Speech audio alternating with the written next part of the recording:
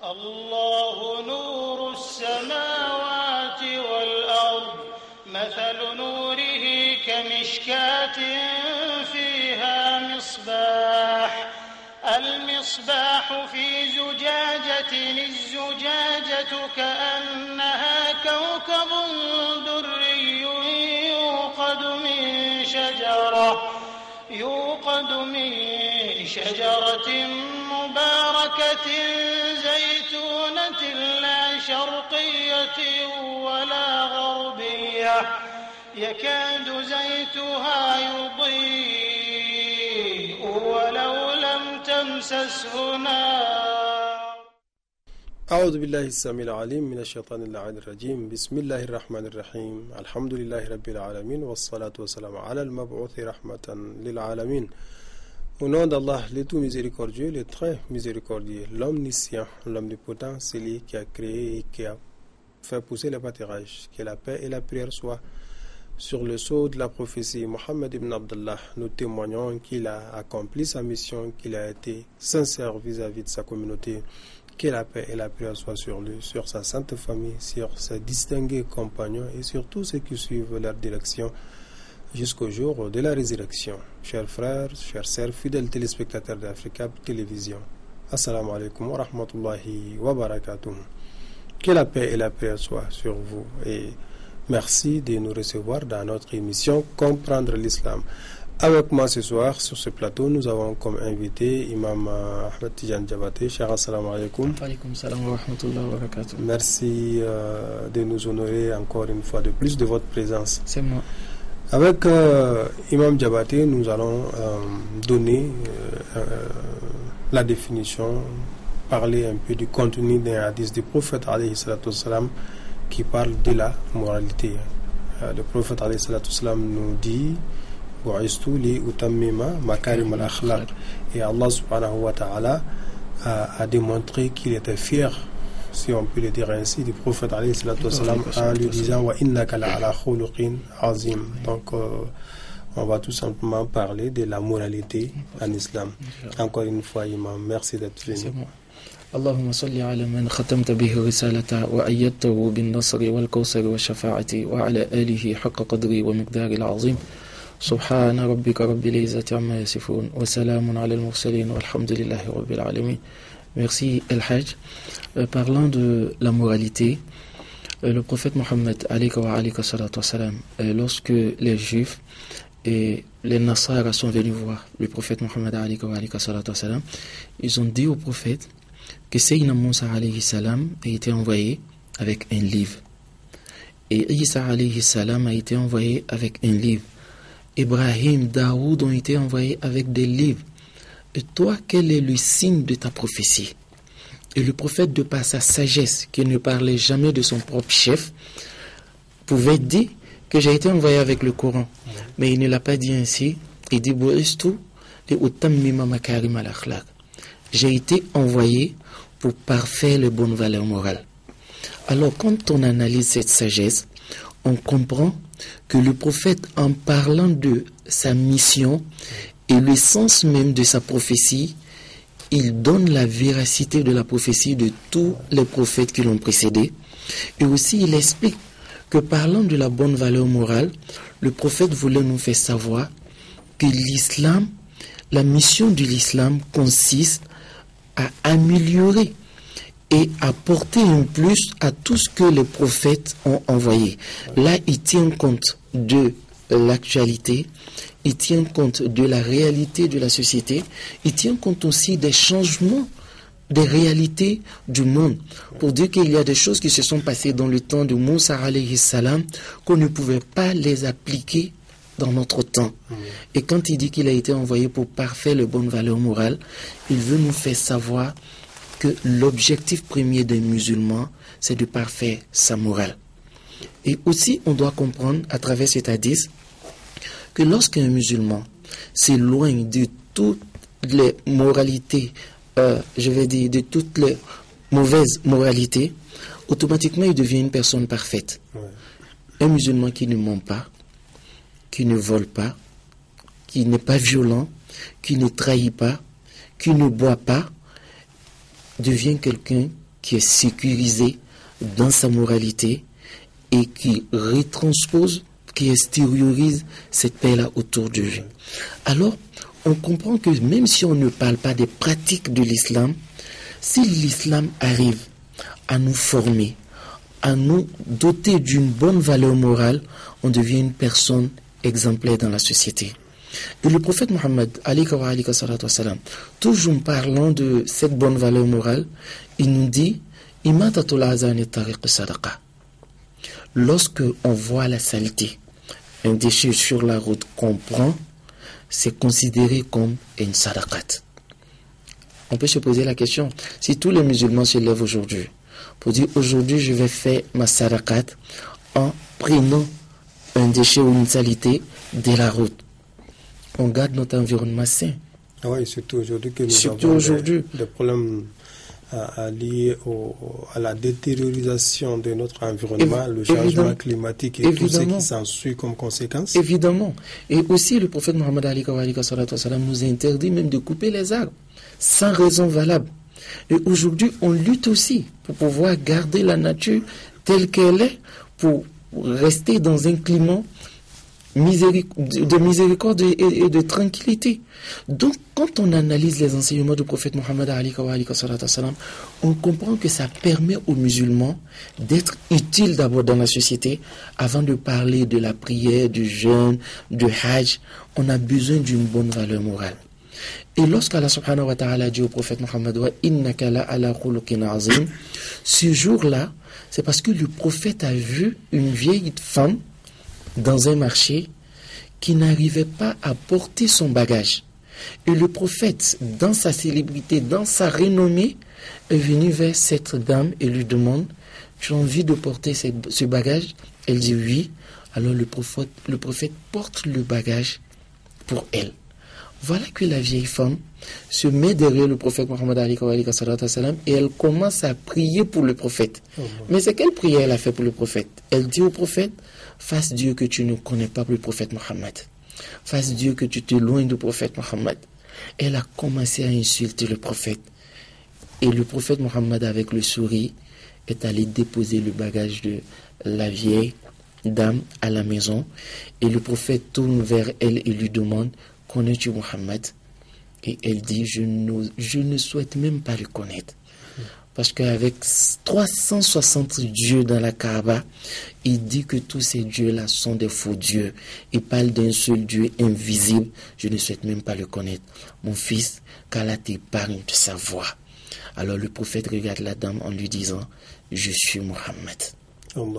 Elle regarde le prophète et lui dit, Wallahi innaka la Rasulullah. Je jure qu'on ne peut pas avoir une telle moralité sans bénéficier d'une éducation divine. Tu es réellement l'envoyé d'Allah. Elle est devenue musulmane. Donc, c'est pour expliquer, El Hajj, que lorsque on a une bonne valeur morale, quand j'ai en face de moi quelqu'un qui dit la vérité, qui ne trahit pas, je place ma confiance à la personne, même si nous ne pratiquons pas la même religion. Et vous parlez tout de suite du prophète, ça a été le cas, vous vous rappelez certainement quand il a rencontré Quraysh pour la première fois, quand il a parlé pour la première fois de l'islam. Effectivement. Les préludes, c'était ça, la réponse de Quraysh était « Ma jarrabna anka kadiban ». Effectivement, on ne te reconnaît pas, c'est-à-dire on ne te connaît jamais comme un menteur. Et aussi, ils ont même dit au prophète Mohammed, c'est les Arabes qui n'étaient pas des musulmans qui ont donné le nom de Al-Amin au prophète. Mohammed le fidèle, quelqu'un qui a un bon comportement. Et le prophète, lorsqu'il a fait l'ouverture de la Mecque, en ce moment, il y avait des mécréants à la Mecque en ce moment. Il y avait un chef qu'on appelait Ibn Marwan qui a dit non, que lui, il préfère se donner la mort. Parce que si le prophète le voit, ça ne sera pas bien pour lui. Il a tellement dérangé le prophète dans sa mission. Et quand il partait, il y a un autre musulman qui est venu voir le prophète.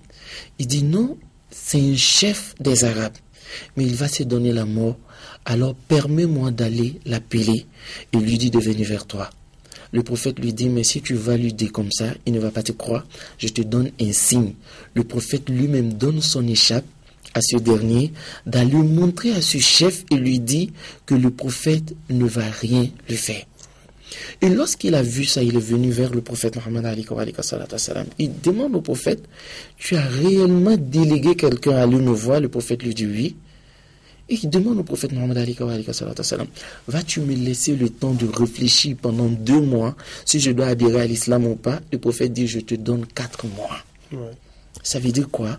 Le prophète, dans sa bonne valeur morale, pratique sa religion et il permet aux autres d'assurer et d'assumer leurs responsabilités vis-à-vis des autres et de rester aussi dans les libertés.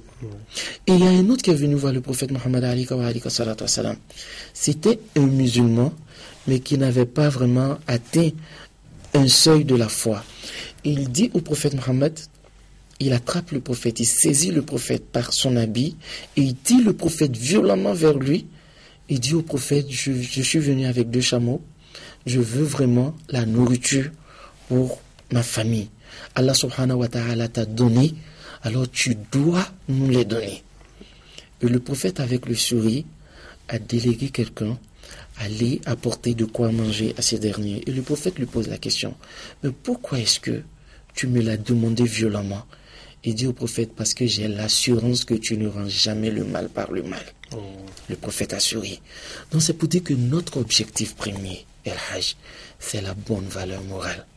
Ça nous permet d'être en paix avec nous-mêmes et ça nous permet d'enseigner aux autres que notre religion n'est pas une religion de violence. Notre religion n'est pas une religion de contrainte. Notre religion n'est pas une religion d'immaturité, mais c'est une religion d'ouverture, mais une religion qui assagit. Qu'Allah nous facilite la compréhension. Imam, c'est très important ce que vous venez de dire, d'autant plus que nous voyons aujourd'hui qu'on a mis les valeurs morales de côté. Effectivement. Et on s'est accroché, n'est-ce pas, si vous voulez, aux 5 prières canoniques au jeûne du mois de Ramadan.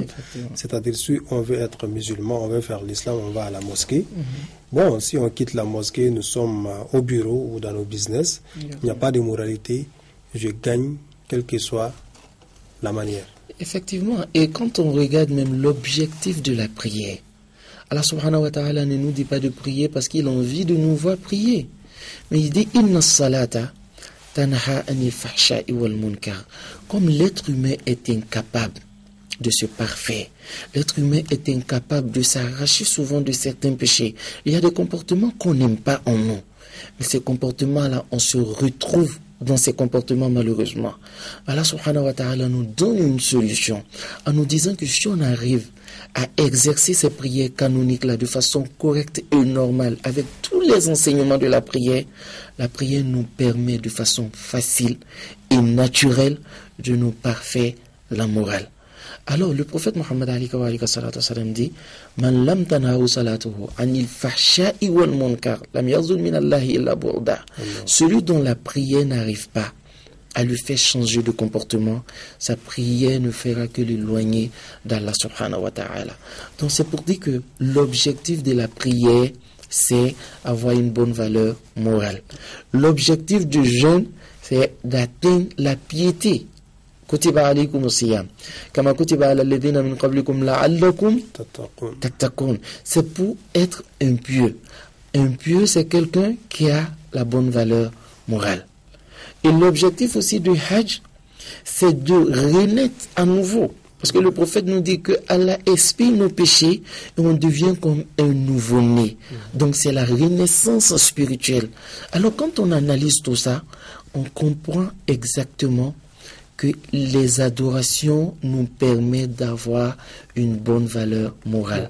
Quand on parle de la zakat, par exemple, il y a peut-être 80%, je l'ai dit, des musulmans ou de ceux qui prient qui ne savent pas que la zakat même est obligatoire en islam. Ou bien ils le savent mais ils refusent de le faire. Alors celui qui donne la zakat se sécurise lui-même. Parce qu'un donateur de la zakat, même s'il a quelqu'un autour de lui qui vole, va peut-être l'épargner en disant on bénéficie de sa zakat, il est généreux, alors on préfère qu'il reste dans son état d'aisance. Déjà, il est en sécurité en donnant la zakat. Il lutte contre la pauvreté en donnant la zakat. Et il purifie ses biens en donnant la zakat.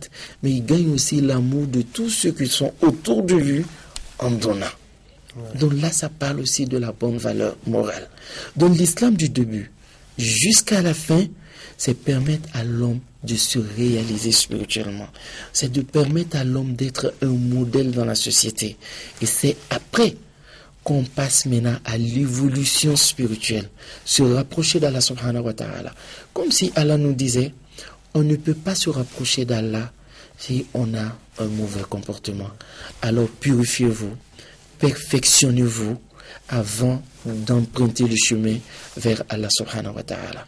Qu'Allah nous assiste. Amin, amin, amin. En quelque sorte, c'est comme si l'islam, c'était pour faire de nous d'abord des bons citoyens. De bons citoyens. Des bons citoyens qui ont le sens de la responsabilité. Parce que quelqu'un qui ne ment pas, qui ne vole pas, qui ne trahit pas, s'il a une responsabilité administrative, aujourd'hui, si tous les musulmans avaient ces valeurs morales, ils allaient faire comme le prophète alayhi salatu wassalam, et on n'allait pas parler de lutte contre la corruption, la délinquance financière, on n'allait pas avoir tout un arsenal d'institutions pour veiller à ce que les gens ne volent pas. Évidemment, et le prophète Mohammed en son temps, les mécréants qui combattaient le prophète venaient confier les biens au prophète Mohammed.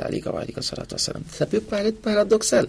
Je combats quelqu'un, je n'aime pas la personne, mais je ne retrouve personne d'autre en dehors de lui en qui je peux placer toute ma confiance. Donc même le jour où le prophète devrait aller à Médine, il a appelé Ali, et il a donné à Ali les biens de tous ceux qui sont venus confier des biens au prophète Mohammed. Mais ce sont ces mêmes personnes-là qui cherchaient à exécuter le prophète, mais en même temps ils avaient confiance en lui. Et quand il est arrivé à Médine, il y a une dame qui est venue à Médine.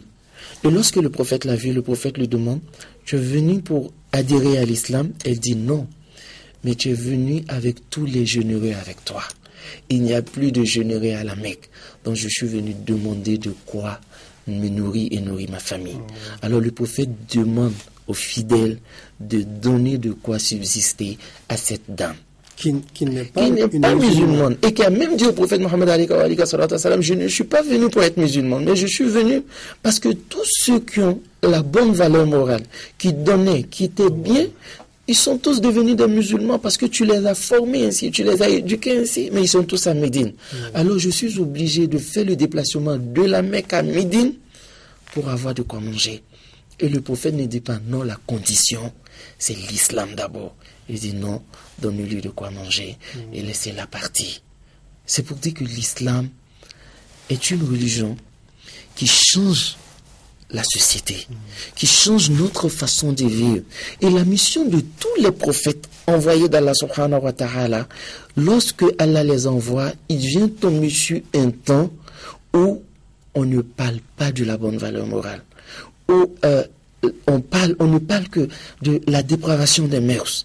Et quand ils viennent, eux-mêmes, ils sont dotés d'une bonne valeur morale et ils cherchent maintenant à amener les gens à changer de comportement pour bénéficier de la miséricorde d'Allah et pour rendre notre environnement sain et pour mieux vivre dans notre société, pour être des bons citoyens.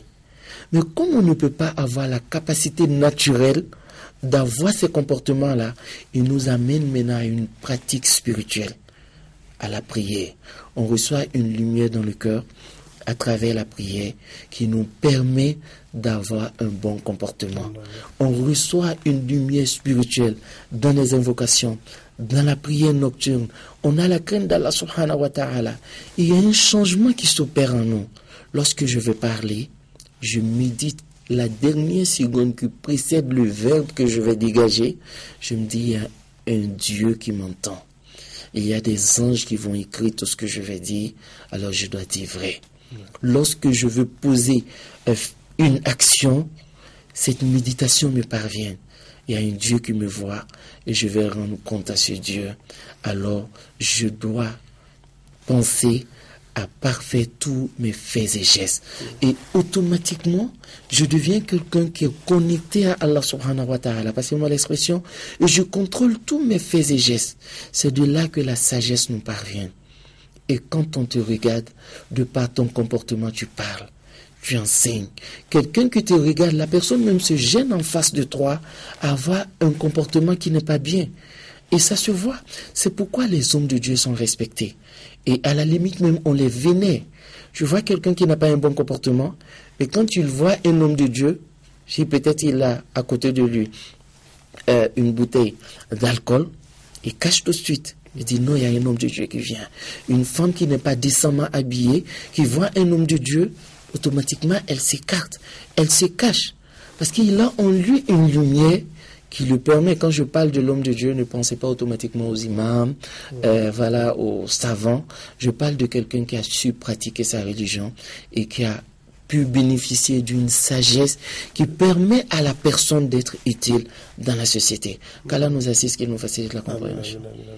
Imam, c'est extraordinaire, c'est-à-dire quand on parle de la vie du prophète, les références, les actes qu'il a posés, l'islam n'est pas compliqué, c'est une religion très simple. Effectivement. Il y a un autre hadith du prophète islam qui dit Al-Muslim man salima an-nasu min yadihi wa lisanihi.